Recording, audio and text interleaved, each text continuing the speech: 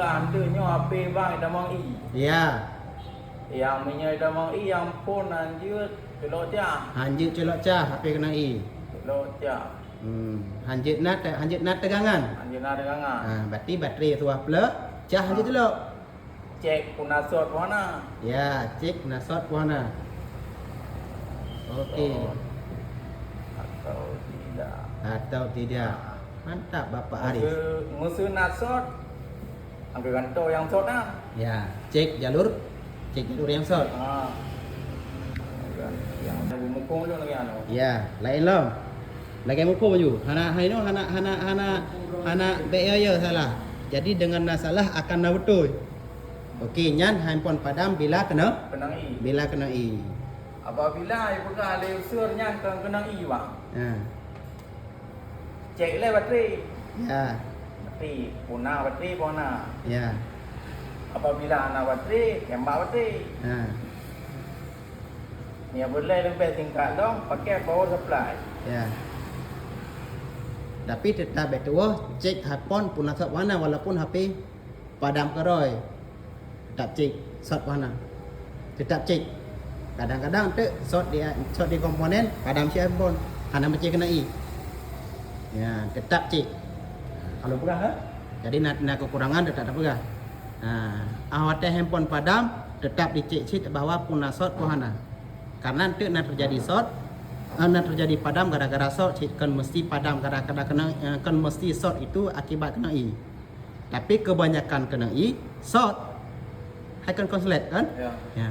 Tapi nasib yang padam, nasib dengan akibat shot. Apakah shot di jalur PPH PWR atau shot di privat, le macam shot.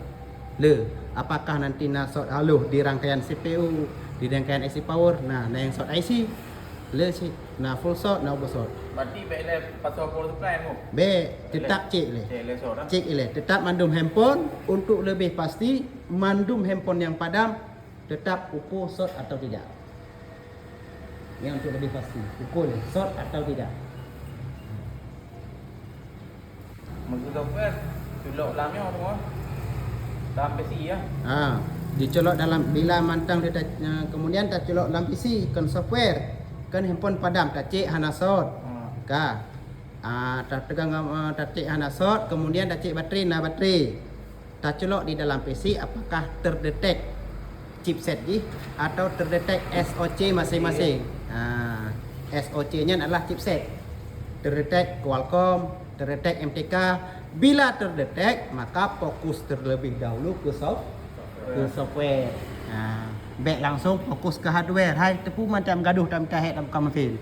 Fokus ile kepada software. Tinggal pegah bak pelanggan bu. Nyo iran bu siap tak pegat tak install ulang lagi tapi data kada. Sampaikan data kada. Menyo siap berkun. Program ile. Karena jenuh le HP kadang-kadang contoh Vivo Y12 awak tak pasal komputer detect MTK port. Ini terjadi biasa ji crash di program. Maka tak coba program ini ulang.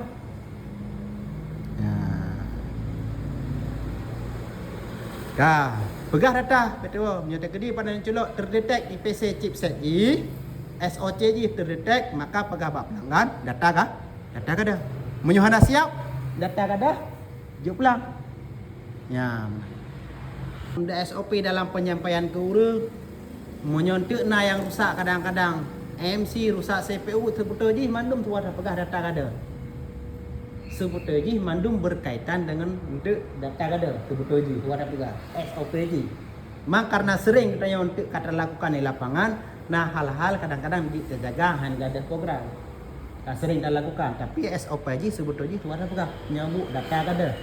Jadi tekedi tidak ada kayaknya kali tak pegah SOP hana kena undur. Malung data pelihat foto awai tak kengon. Nejak balik dengan ada motor lawan ada pegah mana tu. Jadi inti walaupun katanya untuk ada pegat hana kada data. Tapi katanya alhamdulillah data hana kada bu. Walaupun perjanjian awal tak pernah ada datang. Tapi hendak ada, kau yang tenang sih.